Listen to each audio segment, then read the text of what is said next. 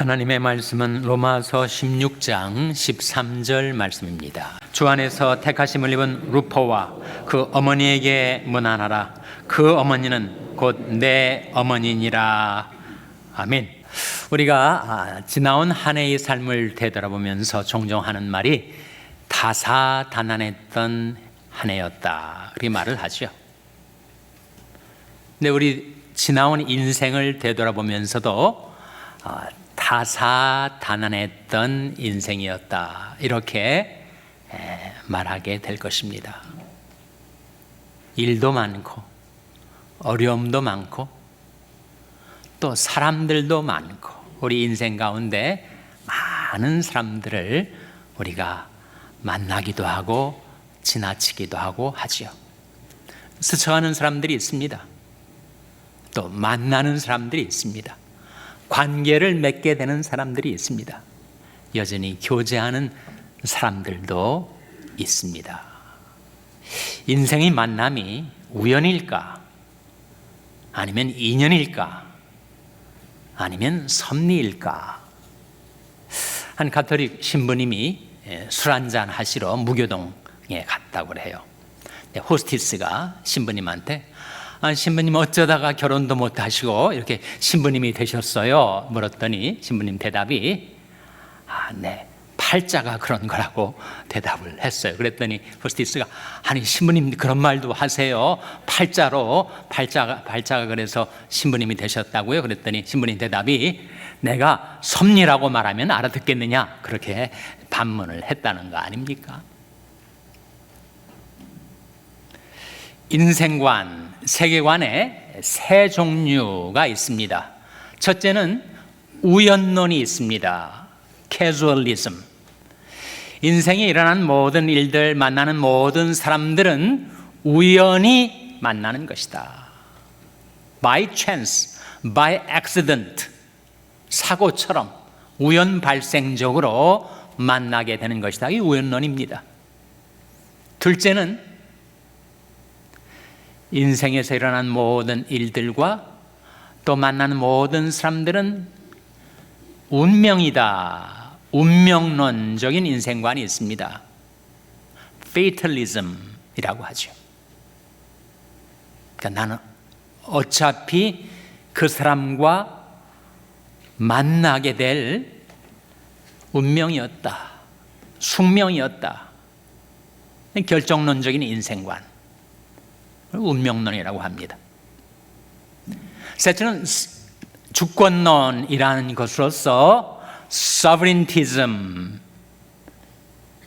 인생은 하나님이 계셔서 하나님이 인격적으로 우리를 대하시고 우리를 돌보시고 우리 삶을 섭리해 가신다 하는 것이 바로 주권론적인 인생관, 세계관이라고 할 수가 있을 것입니다. 우리가 이제 로마서 말씀 묵상하다가 마지막 장 16장에 이르렀는데, 로마서 16장에는 사도 바울이 개인적으로 친분이 있는, 개인적으로 알고 있는 35명의 인물들의 이름이 나와요. 그 중에 하나 루포라는 이름이 13절에 등장을 합니다. 13절 말씀 같이 읽겠습니다. 시작. 주 안에서 택하심을 입은 루포와 그 어머니에게 문안하라. 그 어머니는 곧 내 어머니니라. 주 안에서 택하심을 입은 루포와 그 어머니에게 문안하라. 그 어머니는 곧 내 어머니니라. 사도 바울의 인간적인 면모를 엿볼 수가 있지 않습니까? 그의 어머니는 나의 어머니라. 루포가 누구인가? 로마 교회의 유력한 일꾼이었어요. 그러니까 바울이 지금 한 번도 가보지 못한 로마 교회에 로마서라는 편지를 쓰면서 당신네 교회 루포와 그 어머니에게 내 문안 인사를 전해다오, 이렇게 부탁을 하고 있는 거죠. 근데 루포라는 인물이 복음서에 나옵니다. 마가복음 15장 21절에 나와요. 화면 한번 같이 읽겠습니다. 시작. 마침 알렉산더와 루포의 아비인 구레네 사람 시몬이 시골로서 와서 지나가는데 저희가 그를 억지로 같이 가게 하여 예수의 십자가를 지우고, 여기에 마침 알렉산더와 루포의 아비인 구레네 사람 시몬 이야기가 나오지 않습니까? 여기 루포가 나오지 않아요? 갑자기 복음서에 튀어나온 이 시몬이라는 사람이 누군가? 구레네 사람이었다고 하잖아요. 구레네는 지금의 리비아입니다. 북아프리카 리비아 지역에 구레네 사람 시몬이었다. 그에게는 두 아들이 있었는데 한 아들의 이름은 알렉산더, 다른 하나의 이름은 루포였다.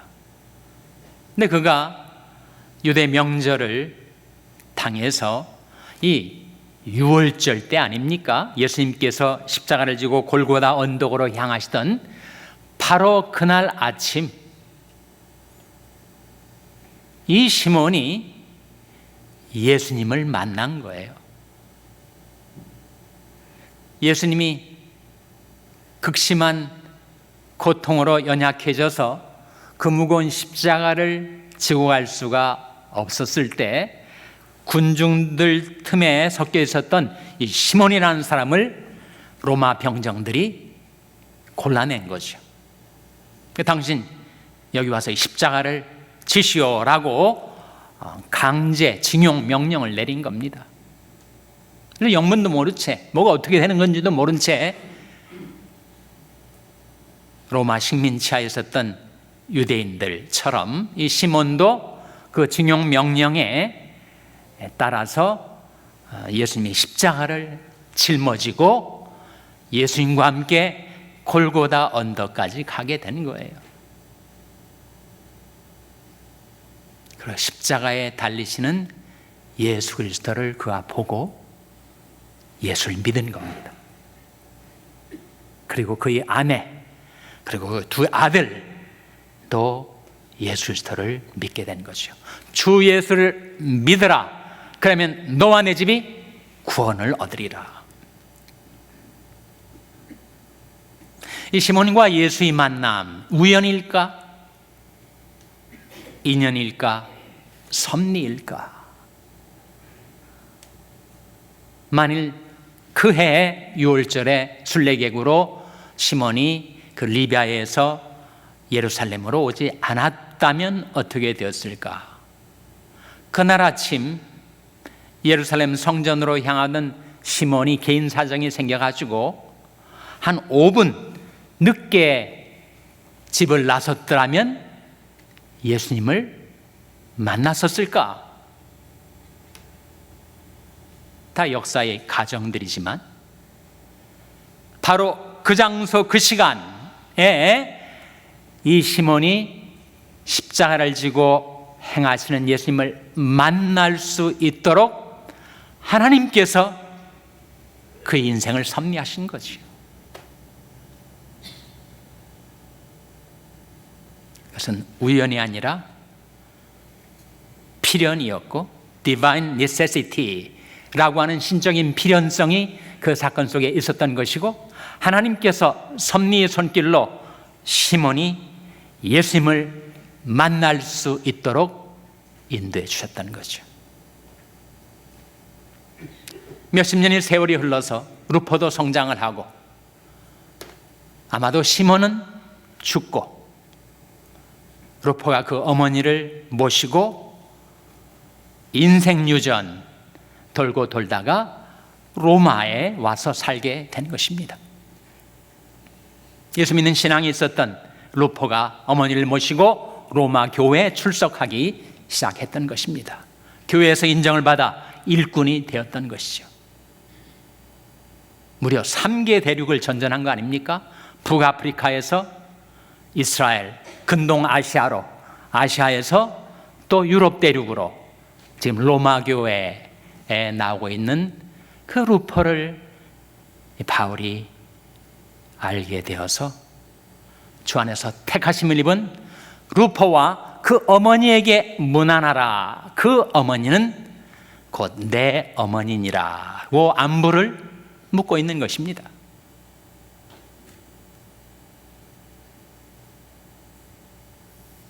저는 러브스토리를 듣기를 좋아하는데 제가 알고 있는 지인들 러브스토리 몇 가지를 소개하겠습니다. 한 분은 한국에서 고등학교를 졸업하고 미국으로 유학을 왔어요. 오래전은 이야기죠. 미국 와서 이제 한 여성을 만났는데 장관집 딸입니다. 아마 외모도 출중하고. 근데 콧대가 높아가지고 이 남자하고 교제를 하는데, 데이팅 하는데 편치를 않았어요. 그러니까 저 남자가 나를 그리 달가워하지 않는다는 생각이 들자 자기 가치를 좀 확인해 주려고 자기보다 못하다고 생각하는 친구를 소개를 해줬어요. 집안도 그렇고 외모도 그렇고. 그래서 이 친구와 비교하면 내가 얼마나 우월한 존재인지를 한번 입증하려고 친구 소개를 했던 모양입니다. 그런데 남자는 그 소개받은 친구가 더 마음이 갔어요. 그래가지고 그 소개받은 그 친구와 결혼을 하게 돼서 지금까지 살아오고 있다는 그런 이야기입니다. 또 한 사람은 여자인데 교회 피아노 반주자였습니다. 외모도 단아하고 신앙도 좋은 이 여학생을 목사님이, 다른 교회 목사님까지도 알게 돼서 그 목사님이 한 남자를 소개를 해줬어요. 스카이 대학을 졸업하고 신학대학원에 재학 중인 전도사를 소개해주면서 정말 장래 촉망이 되는 그런 젊은이니까 꼭 놓지 말고 붙들라고. 남자가 자기가 다니던 대학으로 이 여학생을 안내를 해서 도서관을 보여주겠다고. 그러면서 꽃을 선물을 했어요. 꽃을 받아들고 함께 식당에서 식사를 하고 나오는데 깜빡한 거예요. 꽃을 잃어버리고 나온 것입니다. 나중에 이것을 알게 된 남자가 버럭 화를 내면서 그렇게 싫어하더라는 거예요. 그래서 여자가 속으로 아니 잊어버릴 수도 있는 거지 그걸 가지고 저렇게 화를 내나 싶어서 좀 마음에 실망도 되고, 그래서 결국 교제가 계속되질 않았습니다. 나중에 목사님이 알고 정말 그런 사람을 놓치느냐고 얘기를 했었다는 거예요.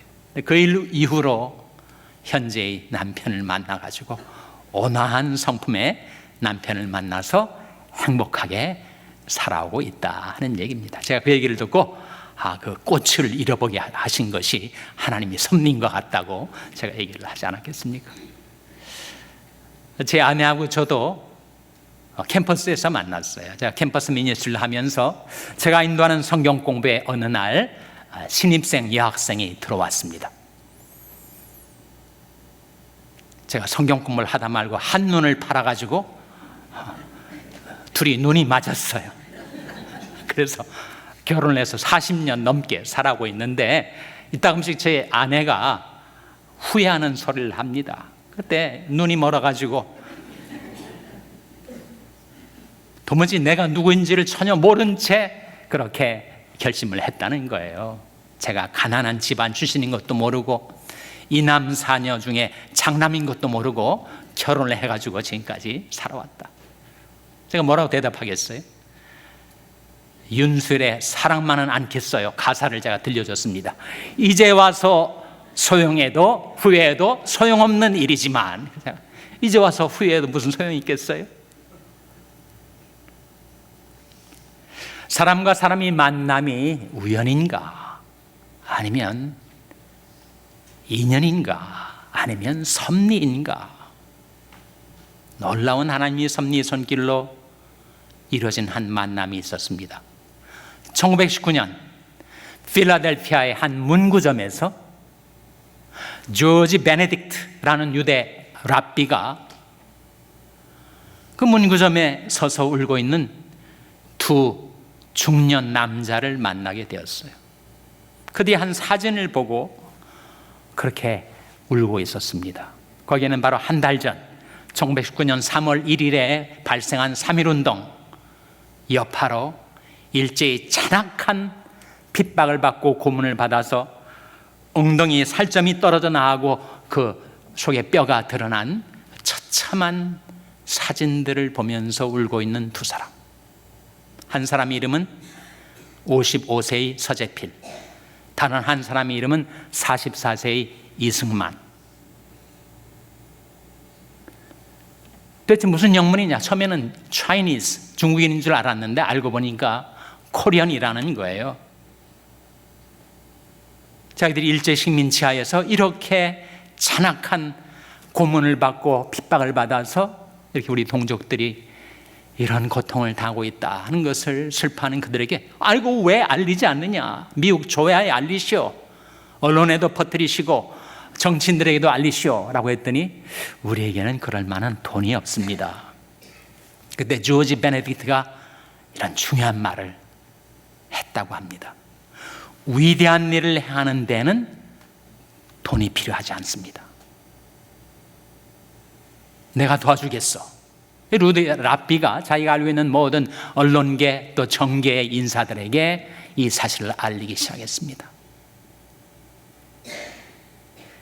그리고 한민족을 도와주고 독립시키려는 Friends of Korea, 한국 친우회라는 것이 조직이 돼서 이것이 미 언론을 통하여 그리고 의회를 통하여 일제히 잔악한 식민 통치를 중지하고 한민족의 인권을 존중해 주시오라는 결의안이 통과가 됐어요. 1919년 4월 3.1운동이 일어난 지 한 달 만에 조지 베네딕트의 도움으로 최초의 한인 의회가 열리게 됩니다. First Korean Congress. 그것이 필라델피아에서 시작이 됐죠. 그 이후로 서재필 박사, 이승만 박사를 중심으로 한 독립운동이 해외에서 일어나게 되었던 것입니다. 문구점에서의 우연한 만남인 줄 알았는데 거기에 놀라운 하나님의 섭리가 있어가지고 민족적으로는 독립운동이 활발하게 전개가 되었고 개인적으로는 이 조지 베네딕트가 예수 그리스도를 만나게 된 거예요. 그러니까 유대인 랍비입니다. 평생 유대교에서 살아온 사람인데 도무지 이 중년의 두 남성들이 삶 속에 그 처참한 환경에서 희망을 잃지 않고 살아 움직이는 어떤 영이 그들 속에 역사하고 있는 것을 그가 보게 된 거예요. 대체 이들이 믿는 하나님이 누구인가? 이들 속에 역사하는 신이, 영이 과연 무엇인가? 그것을 그가 추구하기 시작했습니다. 그러다가 필라델피아 제3장로교 목사가 집례하는 성찬식에 참여했다가 유대 랍비가 그 예수님의 살과 피를 먹고 처음에는 물론 당연히 사양을 했죠. 목사님이 강권하는 그 그리스도의 피와 살에 참여하는 그 순간 그가 성령의 감동으로 예수 그리스도를 믿게 된 것입니다. 그 이후에 그가 유대 랍비에서 기독교 목사가 되죠. 이런 모든 일련의 움직임이 우연 발생적으로 이루어진 것인가? 거기에 하나님의 주권적인 섭리, 인간이 다 알지 못하고 헤아리지 못하는 하나님의 섭리의 손길이 계속 작용하고 있었던 것입니다. 우리도 어떻게 하면 하나님의 선한 손이 우리와 함께 있고 하나님의 섭리를 따라 우리의 삶을 인도해 주시는 것을 내가 따라 살 수 있을까? 세 가지. 첫째로 우리에게 신뢰가 필요합니다. 로마서 히브리서 1장 3절 말씀에 화면에 같이 읽겠습니다. 시작. 이는 하나님의 영광의 광채시요 그 본체의 형상이시라. 그의 능력의 말씀으로 만물을 붙드시며 죄를 정결케 하는 일을 하시고 높은 곳에 계신 위엄의 우편에 앉으셨느니라. 이 말씀 중간 부분에 그의 능력의 말씀으로 만물을 붙드시며가 나오잖아요. 이게 바로 섭리를 가리킵니다. 섭리의 섭자는 제방면에 귀자 세 개가 붙어있는 섭자는 붙들 섭자예요. 그러니까 하나님께서 만물을 우리 각 사람이 인생을 그 능력의 말씀으로 붙들고 계시고 그 선한 손으로 붙들고 계시다라는 거죠. 그걸 믿으면 하나님의 섭리가 깨달아집니다. 믿질 않으면 하나님의 섭리가 무엇인지, 이게 우연인지 팔자인지 알 수가 없이 살아가는 거죠. 내가 주의 신을 따라 어디로 가며 주의 앞에서 어디로 피하리까? 내가 하늘에 올라갈지라도 거기 계시며 음부의 내 자리를 펼지라도 거기 계시니이다. 내가 새벽 날개를 치며 바다 끝에 가서 거할지라도 곧 거기서도 주의 손이 나를 인도하시며 주의 오른손이 나를 붙드시리이다. 그게 섭리입니다. 곧 거기서도 주의 손이 나를 인도하시며 주의 오른손이 나를 붙드시리이다. 그걸 믿으면, 신뢰하면, 그리고 그 하나님께 모든 것 의탁하고 살아가면 하나님의 섭리를 깨닫고 그것을 따라 살 수가 있는 길이 열립니다. 주께서 심지가 견고한 자를 평강의 평강으로 지키시리니 이는 저가 주를 의뢰함이니이다. 너는 여호와를 영원히 의뢰하라. 주 여호와는 영원한 반석이시미로다. 하나님의 섭리를 따라 살리면 첫째 신뢰가 필요하고 둘째 감사가 필요합니다. 데살로니가전서 5장 16절에서 18절 같이 읽겠습니다. 시작. 항상 기뻐하라. 쉬지 말고 기도하라. 범사에 감사하라. 이는 그리스도 예수 안에서 너희를 향하신 하나님의 뜻이니라. 범사에 감사하라. 나는 이 일을 다 이해하지도 못하고 내게 왜 이런 곤고한 날이 닥쳐왔는지, 내 인생에 왜 이렇게 힘들고 괴로운 일이 생겼는지 나는 다 알지 못하지만 범사에 감사하라. 이는 그리스도 예수 안에서 너를 향하신 하나님의 뜻이니라. 하나님의 뜻이야말로 최선, 최상, 최고 아니겠습니까? 난 다 알지 못해도, 이해하지 못해도, 또 내가 왜 이런 고통을 현재 당하고 있는지를 알 수 없어도 범사에 감사하라. 이는 그리스도 예수 안에서 너를 향하신 하나님의 뜻이니라. 셋째는 소망입니다. 로마서 8장 28절 화면에 같이 읽겠습니다. 시작. 우리가 알거니와 하나님을 사랑하는 자 곧 그 뜻대로 부르심을 입은 자들에게는 모든 것이 합력하여 선을 이루느니라. 성경 구절 가운데 섭리라는 말을 가장 잘 나타내주는 말씀이 바로 이 구절이에요. 우리가 알거니와 하나님을 사랑하는 자 곧 그 뜻대로 부르심을 입은 자들에게는 모든 것이 합력하여 선을 이루느니라. 모든 것 속에는 좋은 일도 있고 나쁜 일도 있죠. 형통한 일도 있고 곤고한 일도 있고 즐거운 일도 있고 괴로운 일도 있고, 그러나 내가 하나님을 사랑하고 하나님이 뜻받들어 살려 하면 하나님께서 나를 위하여 모든 것 합력하여 결국은 선을 이루어 주신다라는 약속 아닙니까? 그래서 우리 하나님의 섭리를 따라 사는 길, 신뢰와 감사와 소망입니다. 무소부지하신 하나님, 전지전능하신 하나님, 나의 마음속 생각과 동기까지, 나의 일거수 일투족까지 다 살피시고 아시는 하나님, 그 하나님을 신뢰하고 그 하나님께 감사하고 그 하나님께 여러분의 소망을 두고 살면서 하나님의 섭리를 따라 복된 인생을 살아가는 여러분 한 분 한 분 되시기를 주님의 이름으로 축원합니다. 기도하시겠습니다. 하나님 아버지, 연약한 저희 인생을 돌아보아 주시고 하나님이 선하신 손이 저희와 함께 계셔서 하나님이 섭리를 따라 저희의 삶을 인격적으로 하나님께서 친히 주관하시고 인도해 가심을 감사드립니다.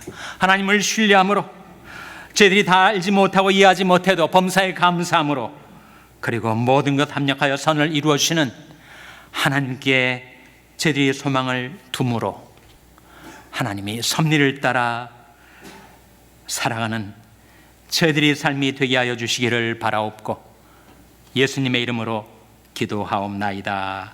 아멘. 이것이